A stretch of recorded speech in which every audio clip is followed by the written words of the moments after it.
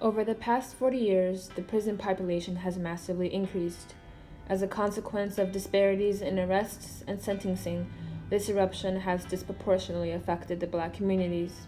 A black man is imprisoned at 6 times the rate of a white man. The incarceration of black men violates the human rights because the criminal justice system racially profiles black men based on stereotypes and implicit bias. And the other thing is the rate of incarceration is so high, so socially concentrated, that we're no longer incarcerating the individual, but we're incarcerating whole social groups. In the United States, black men have the highest incarceration rates among any other population. Although African Americans hold 2.3 million, or 34% of the U.S. population, they make 6.8 million of the correctional population. African American men are incarcerated at more than 5 times the rate of whites. African American and whites use drugs at similar rates, but the imprisonment rate of African Americans for drug charges is almost 6 times that of whites. Black people represent 12.5% of illicit drug users, but 29% of those arrested for drug offenses, and 33% of those incarcerated in state facilities for drug offenses. To give a clearer understanding of how many black men are incarcerated, there are more African American men incarcerated in the U.S. than the total prison populations in India, Argentina, Canada, Lebanon, Japan, Germany, Finland, Israel, and England combined. In 2015, The Atlantic's Alia Wong highlighted a study from Child Trends that found that 1 in 9 black children has had a parent in jail or prison, about twice as high as that for white children. African American children suffer disproportionately from the incarceration of a parent academically, behaviorally, mentally, and their overall health. They are at greater risk for economic instability due to the loss of their family's main income provider, and as a result more often end up in foster care or homeless, both of which are significantly correlated to academic underperformance. African American men who have spent time behind bars show worse mental health conditions compared with the men of the same race with no history of incarceration. About 14% of black men who have been incarcerated experience depression, and about 13% of black men who have been also incarcerated have higher severity of distress. How do you think the incarceration of black men affects families?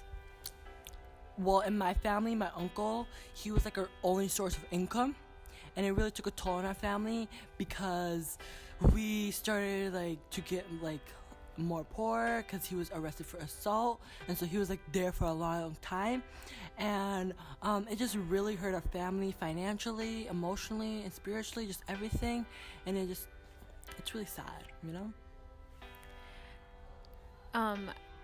How do you think being in prison affects the mental health of the black men? How do you think they are mentally in prison?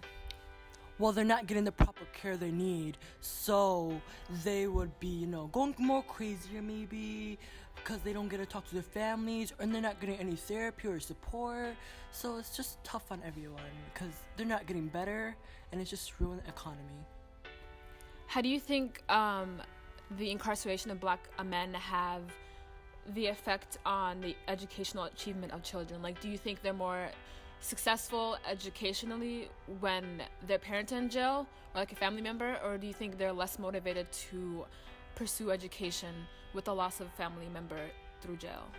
Well, for me, since my uncle went to jail, it was very hard because I was unmotivated and I didn't want to go to school anymore.